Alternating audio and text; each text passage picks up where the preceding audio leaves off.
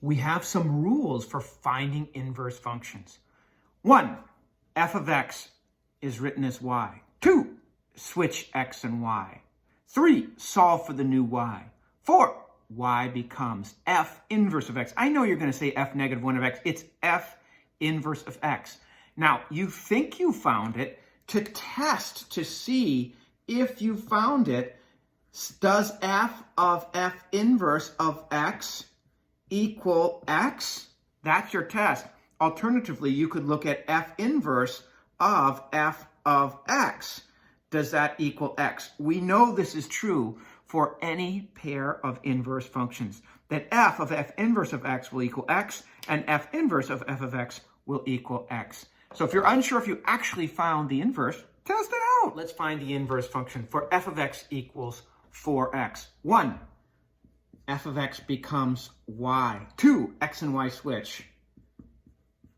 3, solve for y. Well, to solve for y, I'm going to divide both sides by 4, and I get y equals x over 4. 4, y becomes f inverse of x.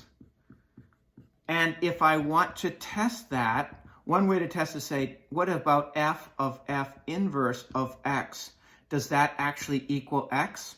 Well, the f rule says take your input and multiply it by 4. So this is 4 times our input. And our input here is f inverse of x. Well, what's f inverse of x? We calculated that as x over 4. Cancel, cancel gives us x. By golly, we actually found the inverse. For f of x equals x minus 6, find the inverse. First step, f of x becomes y equals x minus 6. Now switch x and y. X equals y minus 6. Now solve for y, add 4 to both sides. So add 6 to both sides equals y. So now finally y becomes f inverse of x equals x plus 6. I think I found my inverse. Let me test it.